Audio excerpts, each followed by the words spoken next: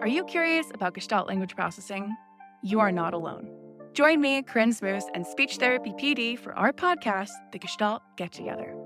Our episodes try to balance the enthusiasm and excitement about GLP and its associated intervention ideas, as well as a healthy dose of skepticism about how to understand and integrate this paradigm shift into your career and the field at large. We hope that you can get together with us to learn more about Gestalts.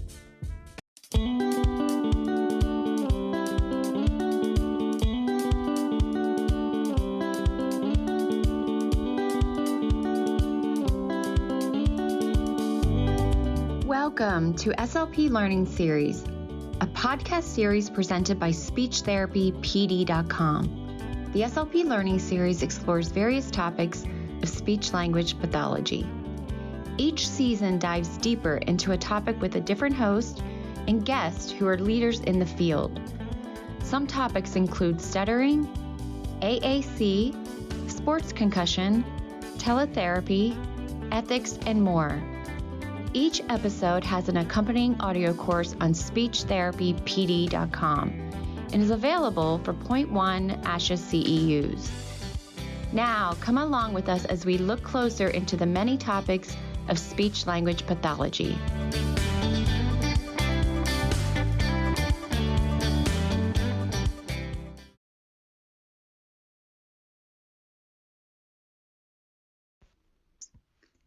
Okay, welcome Dr. McFarland and Dr. Williams. Welcome to Ethics is Essential and our discussion of ethics in interprofessional practice. Interprofessional collaboration requires a team effort and communication to facilitate decision-making about care and intervention for a client, patient, or student who requires the knowledge and expertise of several professionals. Whether it is the person with a complex health issue or a child with a phonological disorder who requires an IEP, a well-functioning interprofessional team can make a difference. When an interprofessional model is used in educating students in speech-language pathology programs, there must be opportunities for the speech-language pathology students and students from other disciplines to learn about, from, and with each other.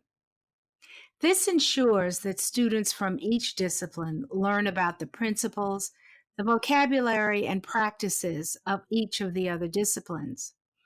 In an interprofessional team, the team members recognize each member's role, and they value the knowledge and expertise that each brings to the decision and the discussions that they have.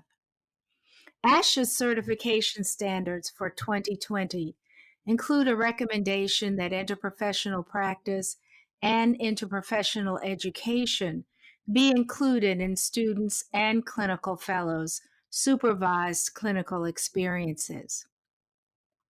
ASHA's Code of Ethics also speaks directly to the ethics of interprofessional relationships and practice.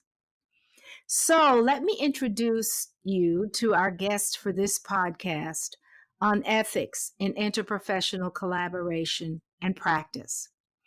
Dr. Lynn Williams is Associate Dean of Academic Affairs in the College of Clinical and Rehabilitative Health Sciences and professor in the Department of Audiology and Speech-Language Pathology at East Tennessee State University. She provides oversight and curriculum development for several allied health professions within her college and is the interprofessional education coordinator for her college, which is a part of an academic health sciences center that includes 5 health colleges. Dr. Williams participated in the 2017 inaugural Interprofessional Education Collaborative Dean's Leadership Program. She is an ASHA Fellow, and from 2016 to 2018, she served as the Vice President for Academic Affairs in Speech-Language Pathology for ASHA. She is also a member of the West Virginia University College of Human Resources and Education Hall of Fame, and a distinguished fellow of the National Academy's Practice. She was also an Erskine Fellow at the University of Canterbury in Christchurch, New Zealand in 2011. Lynn, welcome to Ethics is Essential. Thank you so much, Elise. I'm really happy to be part of this podcast. Okay, let's get started. Let me begin by asking you, how do speech language pathologists and other healthcare professionals ensure ethical interprofessional collaborative practice as a routine part of practice and care? That's a really great question, Elise. And it's important to know, first of all, that there is no code of ethics for interprofessional collaborative practice. So each healthcare professional must be familiar with their own discipline's code of ethics and then practice within their professional code of ethics.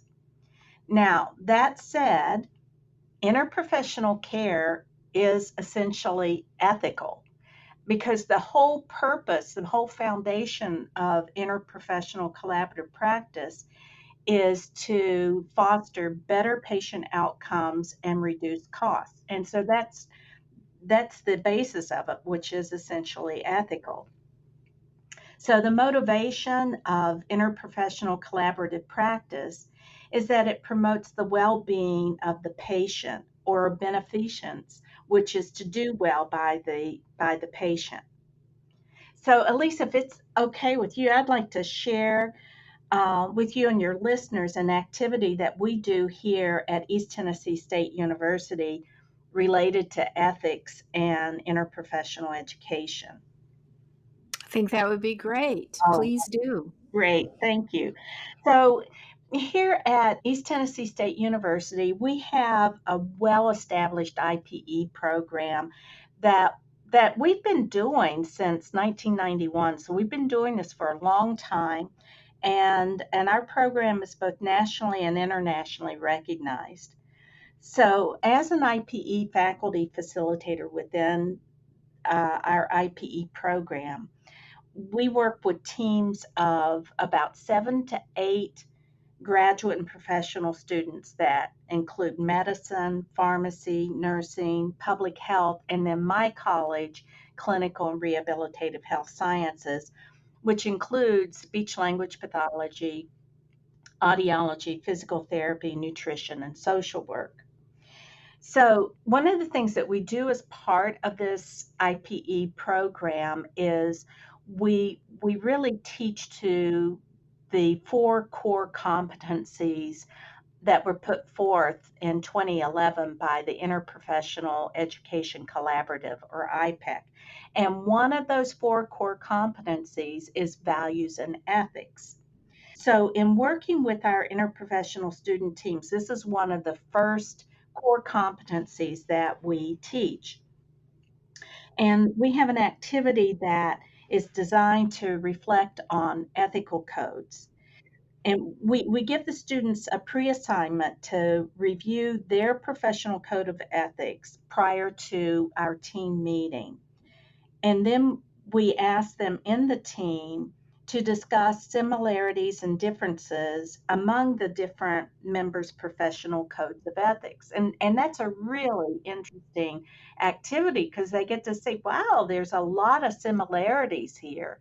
And then, find some differences, but overwhelmingly find a lot of similarities.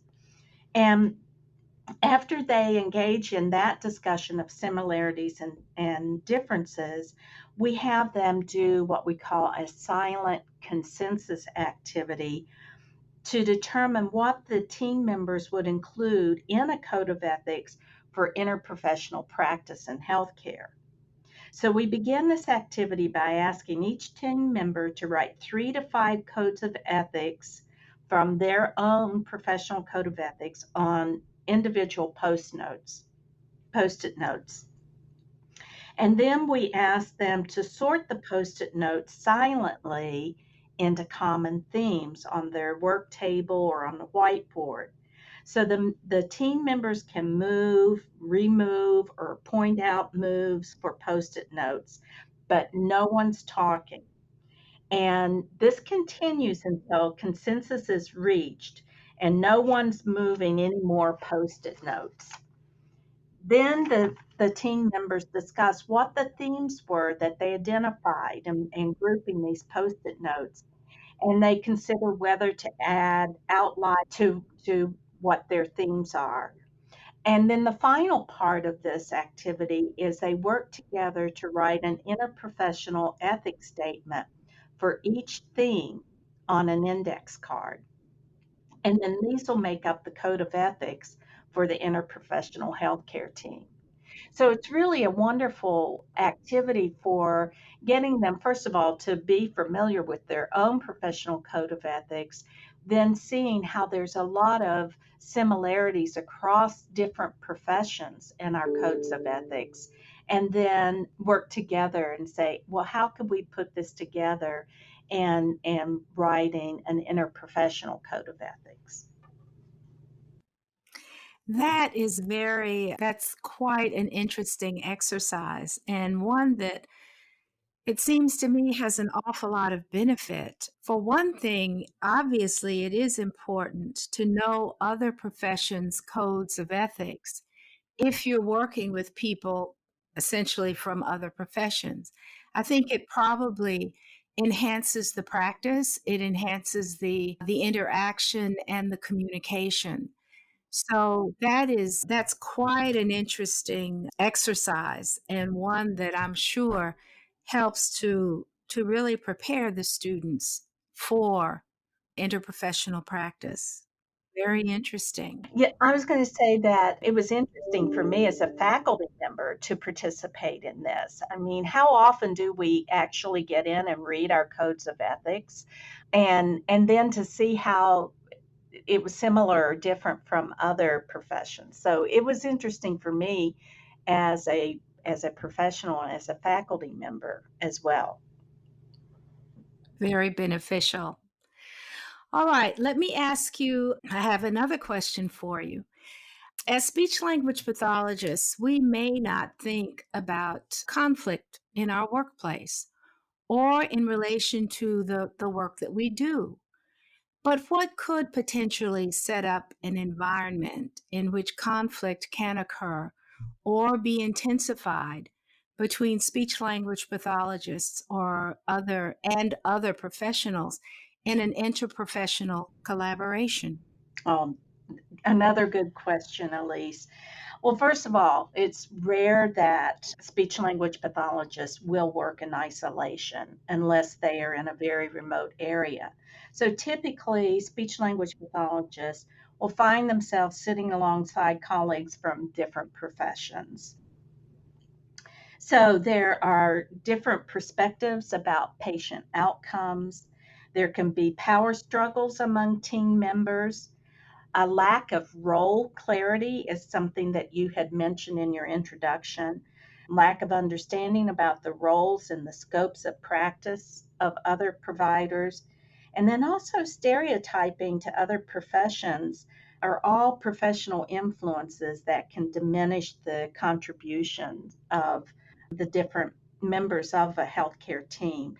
And then this can lead to limited participation by some of the members in planning care for and with the clients.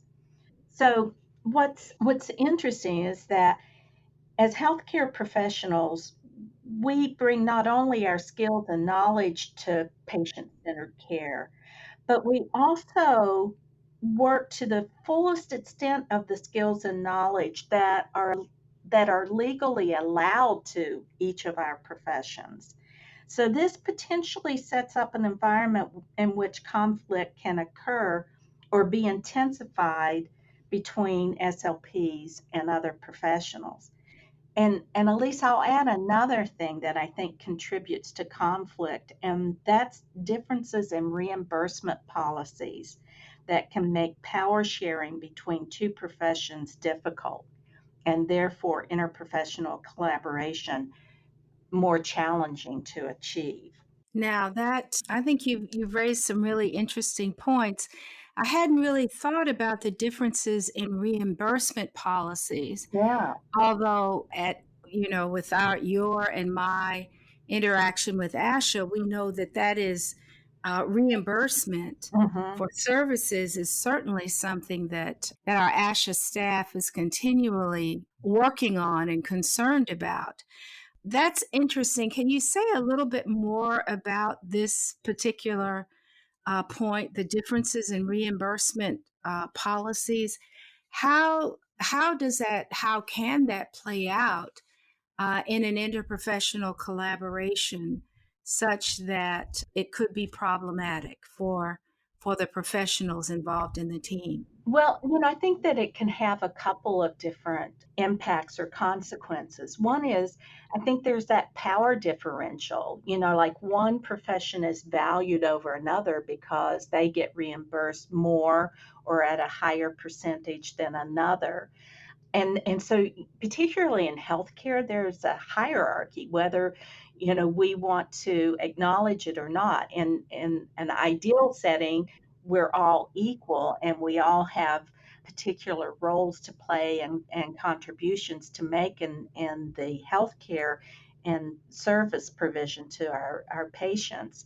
But in reality, there is this hierarchy, and the physician is generally at the top of that. And I think that reimbursement issue plays into that hierarchy, into that power struggle. The other thing is, then if this service is valued more than another, then it could impact scheduling, it can impact communication with the patient, their family. So I think that it's a very focused aspect, but it can have very broad ripples across the team. And then, there are a couple other things that I wanted to say about conflict here. So, ethical differences is an area that will often contribute to tensions between the professions. So, this concept of professions from different disciplines working together, needing to find common ground. And this is important. And you mentioned this, Elise, in your introduction, and it's going to be a theme that we'll probably talk about throughout this podcast. Needing to find common ground in the interest of continuity of care and the consistency of standards. And this is not a new concept.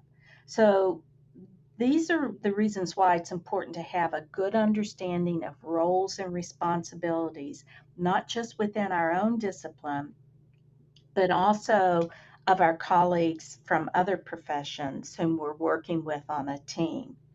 So, and this is another one of those four core competencies. So we've already mentioned values and ethics, but roles and responsibilities is a second core concept.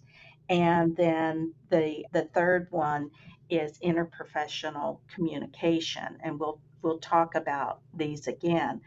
But I wanted to share with you a study that I read recently that did an analysis of why professions are different and how they're different, and identified the most salient differences between the professions. And they found three major reasons. And this I found really interesting. One is that differences in the concepts, the theories, and the practices that are peculiar to a particular profession can create differences between professions. Like, well, why do you think that? Or, why is that important in your profession? So that can create differences. A second major reason for differences between professions was the extent to which the professionals use technology as part of their work. And I thought that was interesting because it's like, is that valued more because you're using technology and I'm not? And that kind of relates to the third major reason that I found really interesting, the degree of the visibility of the interventions. For example, medication or testing versus talk therapies or counseling or the kind of work that we do as speech language pathologists. And, I think that this plays into so much about what we hear speech language pathologists talking about. People don't understand what we do, or, they think that all we're doing is talking, or how is that helping them to eat? How's a speech language pathologist going to help this person be able to eat better? So, communication disabilities have been referred to as the invisible disability because you can't see it like a physical disability where, a person's on a walker or in a wheelchair. You can see that disability, but you can't see a communication disability. So I believe that that contributes to the lack of awareness and lack of understanding of what we do, which then can lead to value differences, can lead to ethical differences, and ultimately add to conflict. So I thought that these were all interesting components when we think about conflicts that can occur within interprofessional teams. And they are all very, very interesting. All of the things that you've cited and all of the points that you've made really make me make me very aware of the challenges of preparing our students for interprofessional practice, because there are so many things that have to be considered, and so much information that they need. This idea of differences in reimbursement policies, I'm not sure that students coming out of some of our programs are aware of that until they get into the working world and are confronted with it. Or things like the difference in the use of technology between professions is something else that you may not have any previous experience with, because as a speech language pathologist, you're being educated with other speech language pathologists. And in some instances, the at least hardware technology that we use at times is at a minimum. And so you're in an interprofessional situation in which there are people who are valued because they do use technology. My goodness, that's certainly something that a person, especially a new practitioner, may not be particularly prepared for. But certainly, all good points, and gives us a lot of food for thought, not only in terms of the practice, but also in terms of preparing our students. Well, Elise, that goes back to what you were saying in the introduction about interprofessional education is learning from, with, and about each other. So when you're talking about our students are in classes and all the other students are SLPs, then we're not getting that level of understanding and awareness. Of course, And exactly. I have an exercise if we have time for this. Oh, we do. Let's go. Okay, so I ran across this in some of my reading too, and this is helping to understand maybe some of the roles and responsibilities of different professionals as well as what we think about them and in terms of respect and value that can lead to conflict or help us steer away from that. So this one exercise, they gave a list of several different professions, and I'm going to limit it to three different professional disciplines: OT, physician, and social worker. And so the first thing is to think about the first three words that come to your mind when you think about each of those professions: OT, physician, and social worker. And I did this so I can share with you what I wrote, and not that these are the right answers. That for OT, I wrote they're caring, they're functional, they're resourceful. For a physician, I actually had more difficulty writing this one. So the first three words that were coming to my mind, one was focused, they're very focused, busy, and then I wrote and put in parentheses authoritarian. And social worker, I wrote caring, broad-based, community. So one of the things that this exercise asks you to do after you do this is to think about, was one discipline harder to describe than another? Was one easier? And why do you think that is? And I shared with you, I found the physician harder, which was kind of surprising because it's like, that's the one that we probably know the most about. Mm-hmm. But I guess I had difficulty in dealing with some of the values that I was associating with them. And then another part of this activity was to look at your professions again. So the three that I have here, OT, physician, social worker, and ask, can you describe in fewer than 10 words what each practitioner of these professions do? And that was an interesting exercise too. So for OT, I wrote functional assessment and treatment of daily living skills. So Mm-hmm. that fell within fewer than 10 words. That was 8 words. For the physician, I wrote provide medical assessment and treatment and caring for patients. And that was 9 words.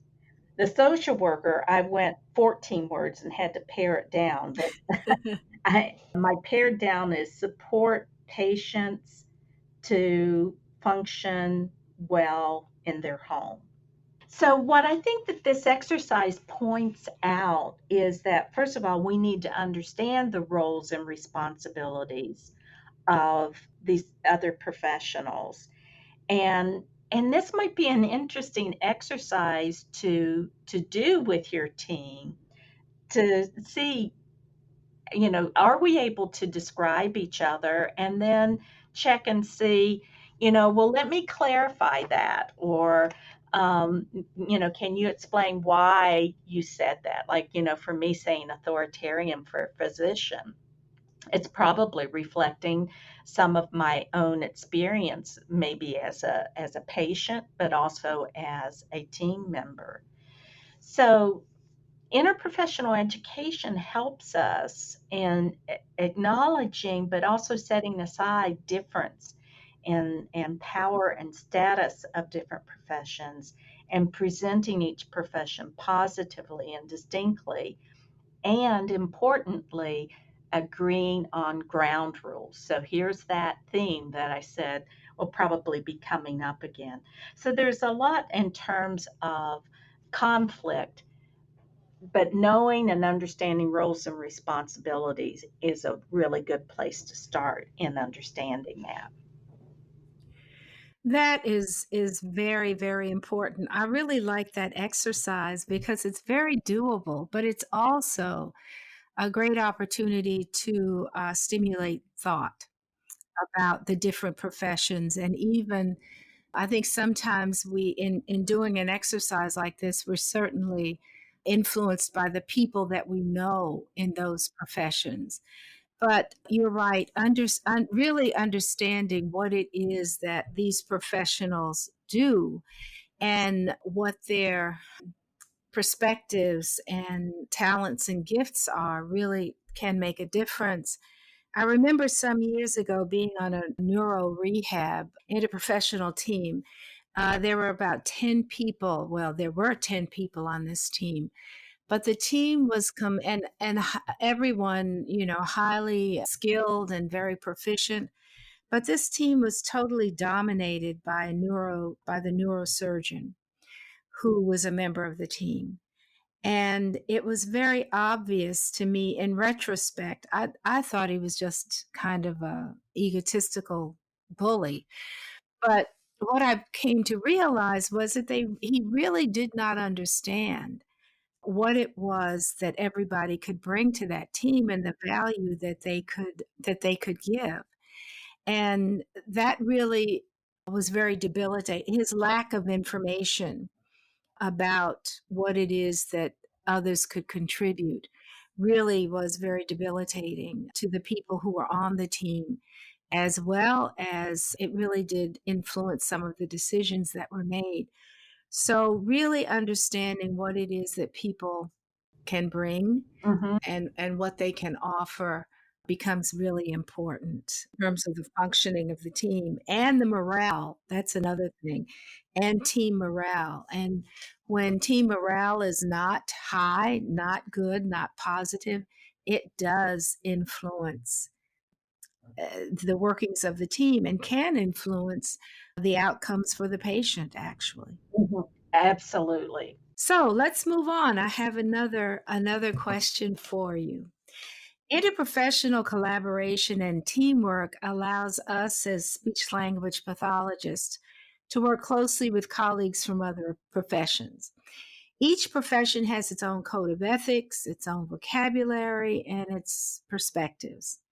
Is it possible for competition to arise between members of an interprofessional team who have viewpoints that are guided by their different professions, their different values, and different beliefs? Yes.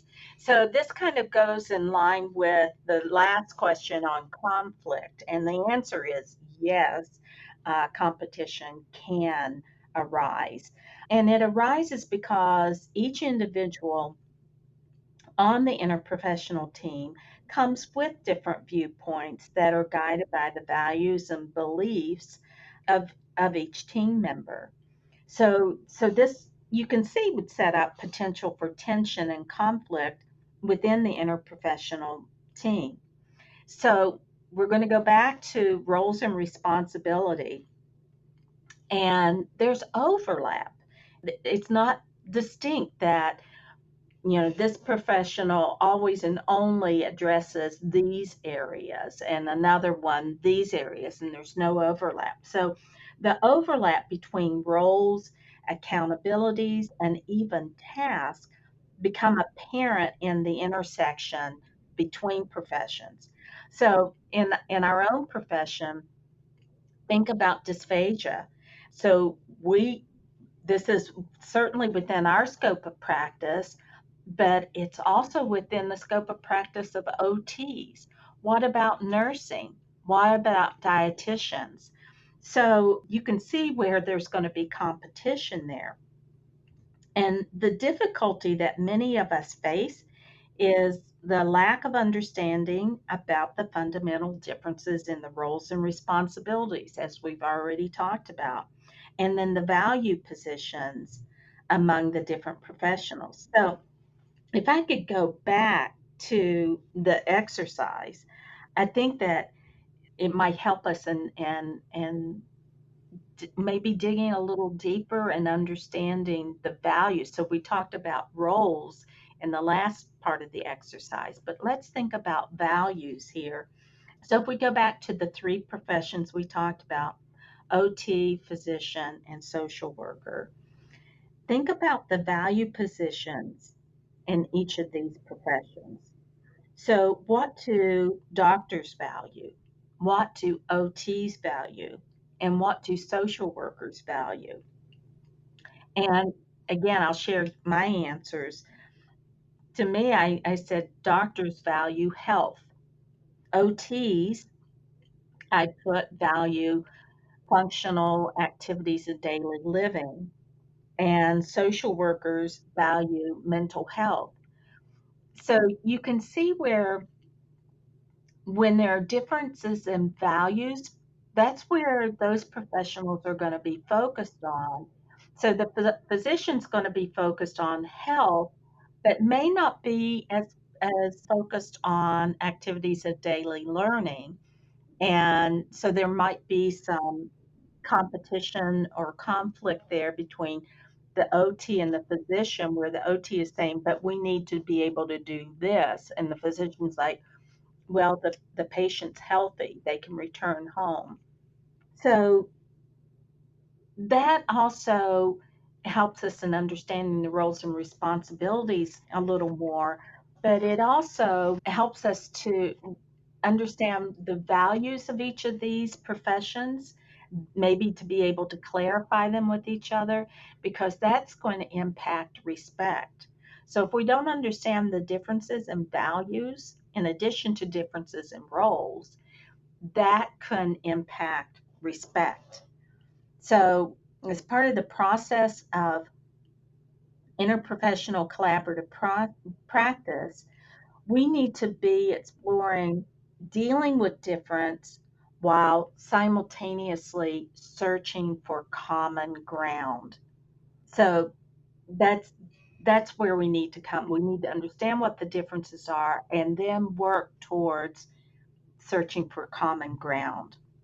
You know, you mentioned the term overlap, the fact that there is overlap, can be overlap in our scopes of practice and duties, depending on between professions.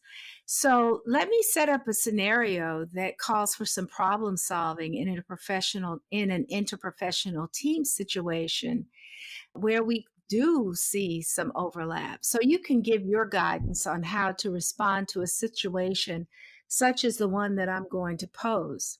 So here we go. You're a new speech language pathologist at a hospital that has a reputation for strong interprofessional teamwork. You've been at the hospital for a month and you've worked with a couple of interprofessional teams. Today, you're on the rehab unit and a new patient is admitted who's recovering from a stroke. The care team is a physiatrist, a nurse, a physical therapist, occupational therapist, and yourself, the speech language pathologist. The physiatrist has written an order for a swallowing evaluation. But when you go to see the patient, you learn from the nurse that the occupational therapist will be doing the evaluation. You were recently on a team with the occupational therapist, and it was a very successful experience. You don't want to rock the boat, but you think the swallowing evaluation is your territory. What do you do, and what are the ethical issues that could arise in a situation like this? Okay. Well, that is a real life scenario that you have just given. So for this one, I think we need to think about principle 1 in our code of ethics, which is hold paramount the welfare of the persons we serve, or in other words, our patients come first. So if we go back and we look at the 4 core competencies from IPAC, the Interprofessional Education Collaborative, those are roles and responsibilities, values and ethics, teams and teamwork, and interprofessional communication. And let's see how those 4 core competencies might play out. So, first of all, as I already mentioned, dysphagia is within the scope of practice for occupational therapists. So we have an overlap in the roles and responsibilities of the speech language pathologist and the occupational therapist.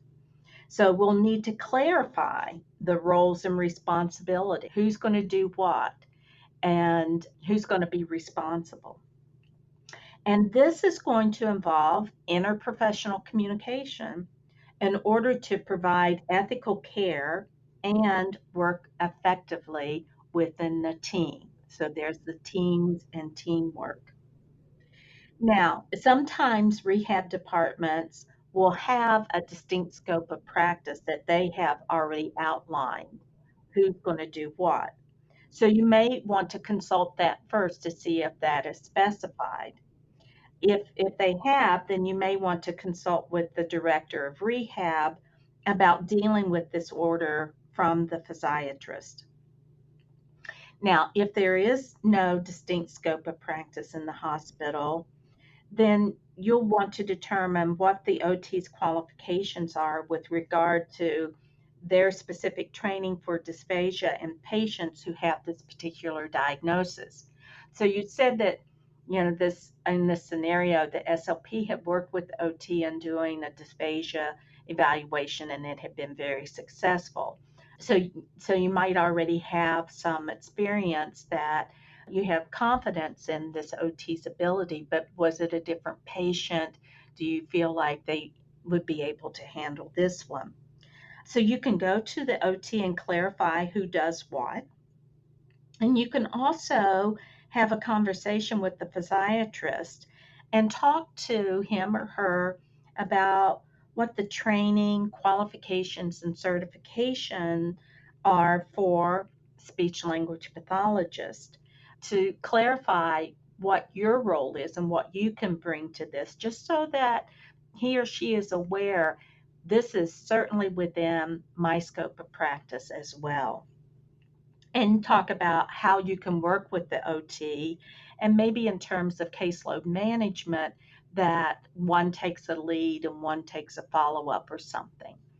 But paramount in all of this is patient safety.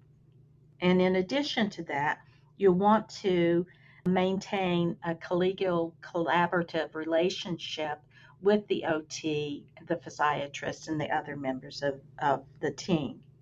By the way, I looked up the Association of Occupational Therapists, the American Association of Occupational Therapists, their code of ethics. And guess what? They had patient well-being as their principal one, just like we do. So this will provide the common ground to begin a conversation. And one other thing that I found is that in order to promote an interprofessional approach to ethics, it's necessary to look for the common ground in professional values, which are often enshrined in our professional code of ethics and statements like the Hippocratic Oath. So that's kind of the common ground that we want to search for and work towards.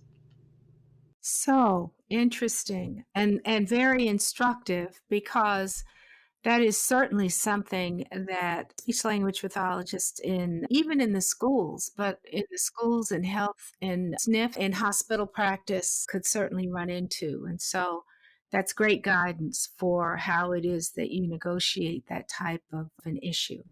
How Go ahead.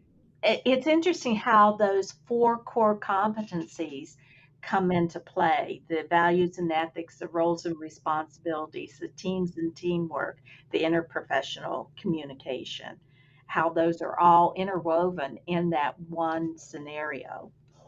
That is interesting. And, those 4 core competencies, I think especially in an interprofessional situation, become very important, and certainly ones that we can look to in terms of determining how it is that people should interact, but also how it is that people can negotiate differences and issues that can occur. All right, let's go on to something else. Those of us who have worked with interprofessional teams know that respect for the individual team members and for their contributions to the team and to the client's care are very important. So I want to ask you 3 questions. The first is, what is the impact of lack of respect within an interprofessional team? Well, we've already touched on this a little bit, and I believe that lack of respect will have the greatest impact on communication. And communication within the team and communication with the patient can be negatively impacted if there's a lack of respect within the interprofessional team. And this can impact not only the care of the patient, but it can negatively impact workplace morale. And I think you've mentioned that earlier too. And it also has the potential to create a toxic culture within that the team is working in, and that can be very stressful. But ultimately, it's going to impact patient care. Now, my second question is what is likely to happen to relationships and communication if there isn't respect? But I think you've pretty much covered that. So let me go on to my next question, and that is if in fact there is a respect issue, what is the best course of action if a team member finds it difficult for whatever reason to respect a member of the interprofessional team? Okay. Well, as you said, we've already talked about how lack of respect can have a detrimental effect on relationships and communication. And the reason is that collaboration is a relational process, right? So relationship and respect are reflected strongly in interprofessional collaboration. And if you have a lack of respect, it's likely that the team member will withdraw or limit or stop contributing to the team. So, in terms of the best course of action, I think that we have to go back again to roles and responsibilities. So, respect in interprofessional teams may be impeded by a lack of understanding of the roles of the team members and may not necessarily be related to power struggles or to competition, but just lack of understanding what their roles and responsibilities are. So, this could be addressed through education. At least in our IPE program and the IPE teams, student teams I've worked with, just recently I had one of our graduate students in SLP say, well, she felt disrespected by one of the team members who was a med student who said, "Why are you even here? I thought that you only worked with R." And it was very disrespectful. But I said, use this as an opportunity to educate, to let them know. Well, let me tell you what we do. That is one part of what we do, but it's so much broader than that. And then advocate for your profession. So that's one thing. Also, respect for others begins with respect for ourselves and what contributions we're able to bring to the team. So if you don't have the self-respect, it's going to impact the team, and they're not going to have. If you don't have it for yourself, it's going to be hard for others to have it for you. And then again, going back to the core competencies of roles and responsibilities, values and ethics, teams and teamwork, and interprofessional education. Um, that's going to be the key to how to address this. And partnership will arise out of common goals and common interests. So going back to that theme of common ground, we need to work to find common ground. And we can do this by thinking about Aristotle's virtue ethics, that good people do good things. If we can start at that level, it'll help us in finding that common ground. That's a great way, I think, to a great kind of closing thought.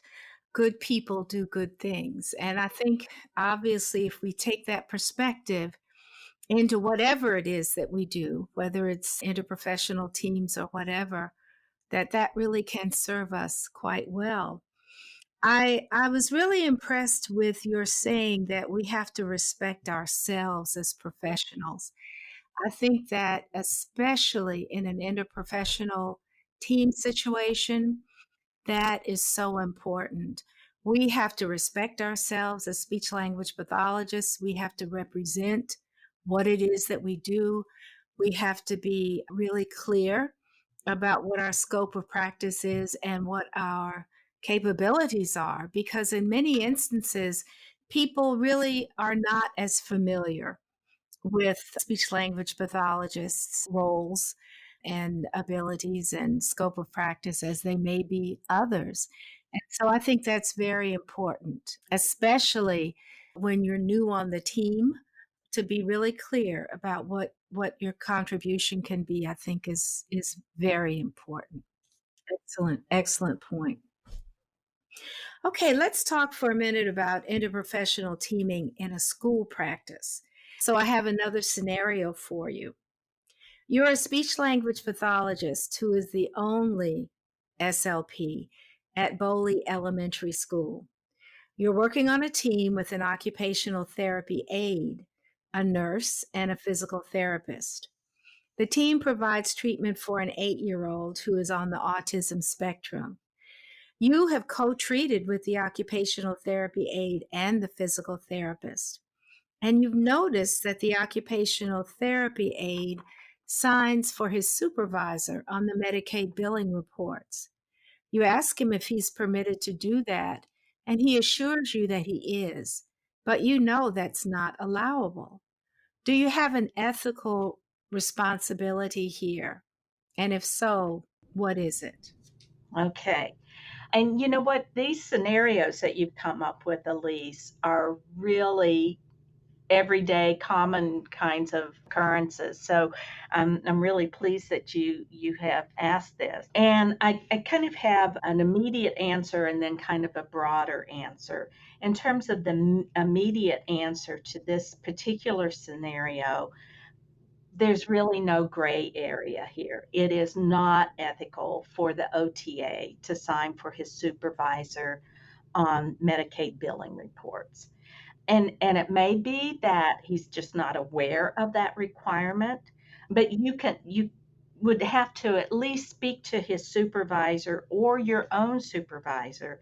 And then if no one acts, then you're going to need to go to your state licensure board. So this is a tough situation, but it's a very clear one in terms of that's not acceptable. That is unethical.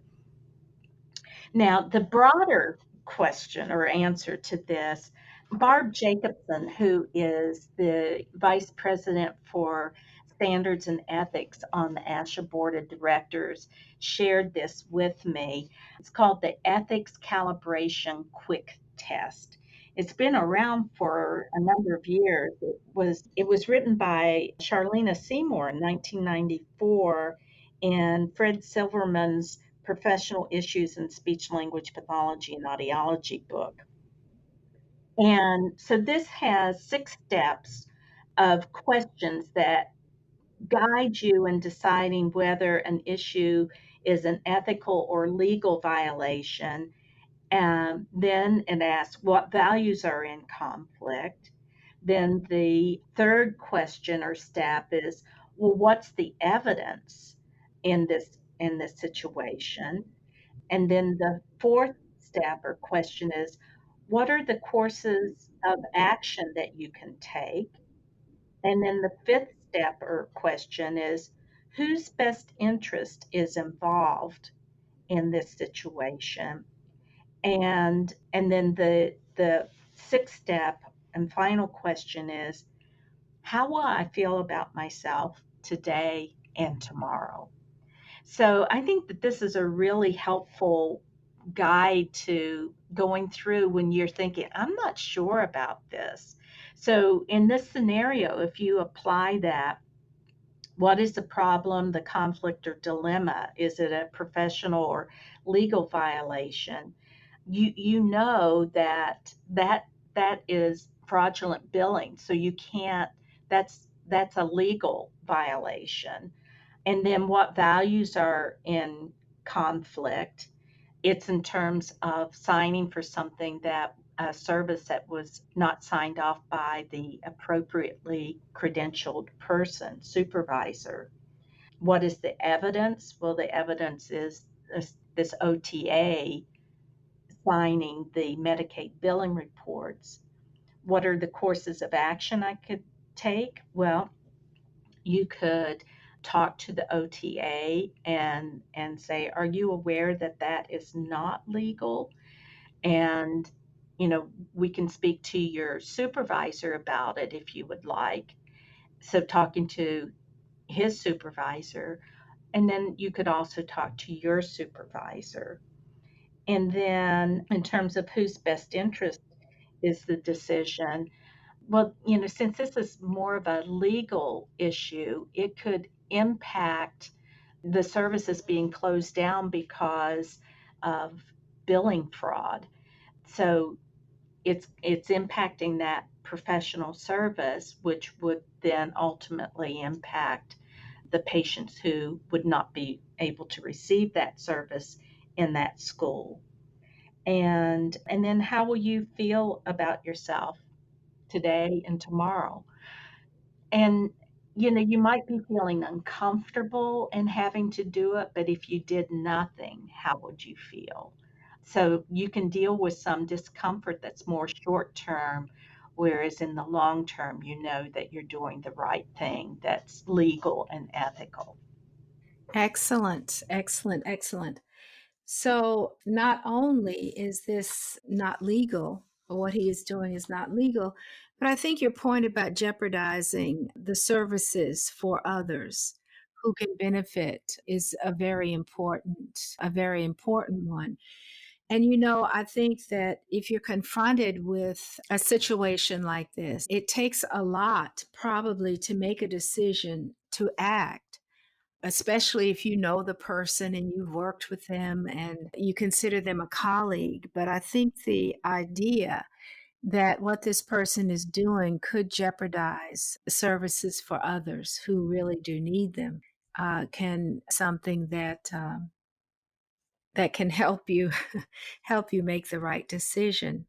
And also, thank you so much. I wasn't aware of the ethics calibration quick test, and those sound like six really simple, straightforward questions that the answers to which could certainly help you make a decision about the ethics of a particular situation.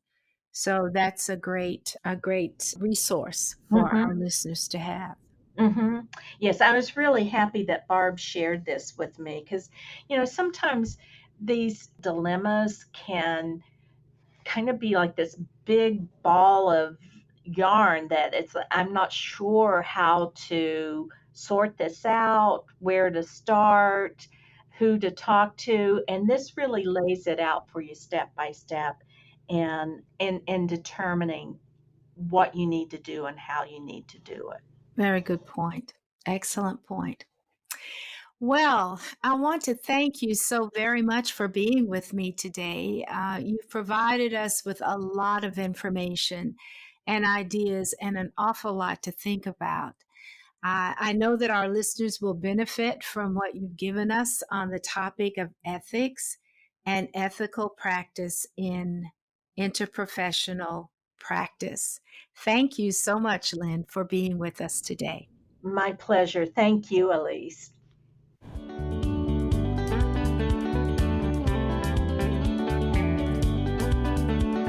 Thank you for joining us for today's course.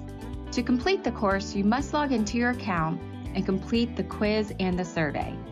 If you have indicated that you are part of the ASHA registry and entered both your ASHA number and a complete mailing address in your account profile prior to course completion, we will submit earned CEUs to ASHA. Please allow 1 to 2 months from the completion date for your CEUs to reflect on your ASHA transcript. Please note that if this information is missing, we cannot submit to ASHA on your behalf. Thanks again for joining us. We hope to see you next time. Each episode comes with an accompanying audio course on speechtherapypd.com, available for a 0.1 ASHA CEU. And just for our listeners, get $20 off any subscription with promo code SLPLearn20. Speechtherapypd.com is run by SLPs for SLPs. They've got the largest library of ASHA CE eligible courses out there, and they're adding fresh content every week. Remember, use the code SLPLearn20 to get $20 off access to over 1,000 courses for an entire year. Head over to speechtherapypd.com for more information and start earning CEs today. Thanks for tuning in to the SLP Learning Series. And don't forget, SpeechTherapyPD.com is your go-to for all things ASHA CEUs. Your positive reviews and support mean the world to us, and we'd love for you to drop us a quick review and hit that subscribe button.